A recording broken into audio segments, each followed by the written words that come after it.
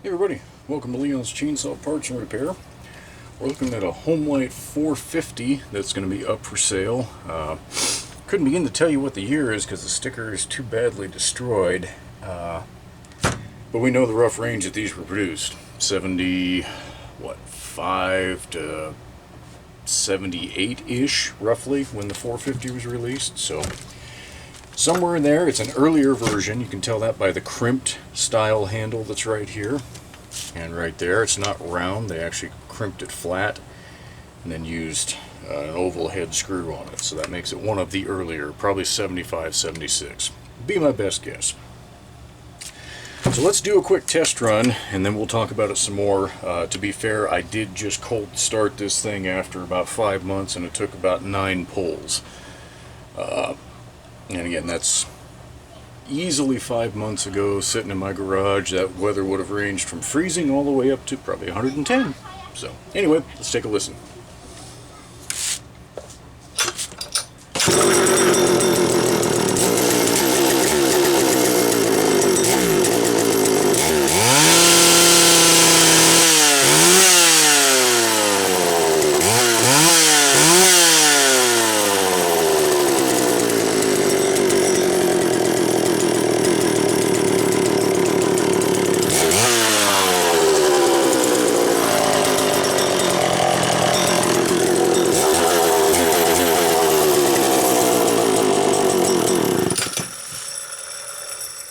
Okay. I guess she's getting low on fuel. Yep, getting down there. I'll probably run it at least one more time before I actually list it for sale. By the time you guys see it for sale, I'll be comfortable that it's 100% ready to go, but the fact that it started and ran good, just some minor tuning that would account between, again, freezing weather and now super hot weather. So we already looked at some parts. That's twist down. So that's the early style. This is spring loaded and there's a quarter turn lock into place. That's what that's all about. Got new hoses on it, new intake boot, carb rebuild. When I got it, this saw was apart, if I'm remembering correctly, because I know I had to seal this tank. It was leaking between the fuel and oil tanks, which is not terribly uncommon on these. You can see that big seam. It's an aluminum plate that separates to build the cavity for the oil tank, and it's very common for that seal, whatever they use, to fail, and then oil will get into your gas, or vice versa. It mixes and you get smoky exhaust and half fuel coming out of your oiler. Not good in either account.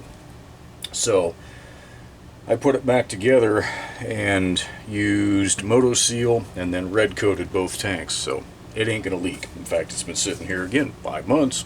2 fluids are still separate. So duckbill valves in the caps. What else? Looks like we got a new starter rope. This is a rim sprocket. It's got some wear, but it's got a lot of life left in it. Super XL style clutch has plenty of life left in it. The muffler's tight, no broken welds down there.